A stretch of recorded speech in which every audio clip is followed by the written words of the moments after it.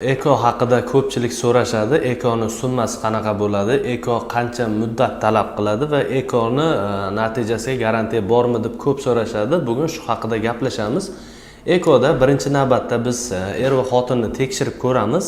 Agar ayolda folikular zaxirasi yaxshi bo'lsa, biz 15 tadan ko'p folikula yoki 10 tadan ko'p folikula olishga ko'zimiz yetsa, sifatli folikulasi bo'lsa, ayolda ekoni boshlasak bo'ladi. Ya'ni matkasining holati yaxshi, tuxumdonlarda 10 ta, 15 tadan ko'p folikula bo'lsa.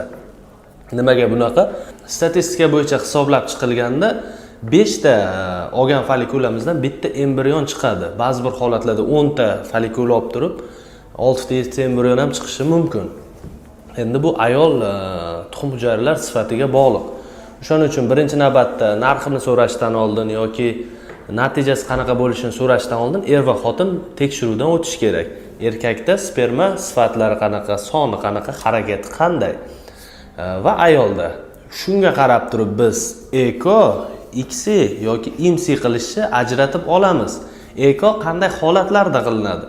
Agar ayolda folikula yetilmasligi bo'lsa yoki bachadon naylarining yopiqlik holati bo'ladigan bo'lsa, biz folikulalarni stimulyatsiya qilib o'stiramiz va bachadon naylarida bo'ladigan holat, ya'ni urug'lanishni biz ekoda laboratoriya sharoitida mustaqil ravishda urug'lantirib beramiz. Ya'ni spermatozoidlar bilan tuxum hujayralar mustaqil ravishda urug'lanadi. Agarda ayolda folikula sifati yomonroq bo'lsa, erkakda spermatozoidlar harakatchanligi past, sifati past bo'ladigan bo'lsa, biz ICSI usulidan foydalanishimiz kerak. Chunki ICSIda eng harakatchan, eng sifatli spermatozoid tanlab olinadi, tuxum hujayra ichiga maxsus igna orqali kiritiladi. Endi bunda ham bo'lmasa, ya'ni eko yoki ICSI natijasiz bo'ladigan bo'lsa yoki erkak morfologiyasi juda past bo'ladigan bo'lsa, biz spermatozoidlarni tekshirib 5000, 10000 martagacha kattalashtirib tekshirib ko'rib, IMSI usuli orqali maxsus igna orqali ayol tuxum hujayra ichiga kiritiladi IMSI usulida. Shunaqa qilib urug'lantiriladi. Siz birinchi navbatda ko'pchilik o'rnab qolgan ekoni ham turi bor. Eko, ICSI, IMSI. Sizga qaysi biri to'g'ri keladi? Birinchi shuni aniqlab olishimiz kerak. Endi narxlarga keladigan bo'lsak, bu ayol kishi va erkak kishi reproduktiv holatiga bog'liq.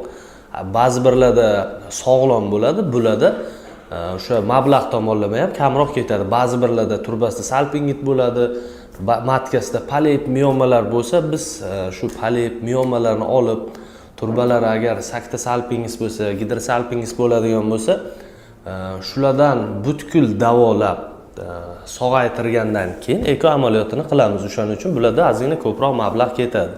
Hammada bir xil summa ketmaydi ekoda. Endi qancha vaqt ketishi ham bu reproduktiv holatiga bog'liq. Ya'ni aytganimdek hammasi yaxshi bo'ladigan bo'lsa, maksimal 2 oy ketishi mumkin. Agar tuxumdonda yoki bachadonda har xil operatsiyalar o'tkazgan bo'lsa, kamida 3 oy biz unga stimulyatsiya qilmaymiz yoki perinoz qilmaymiz, kutamiz. Ya'ni holati yaxshi bo'lguncha.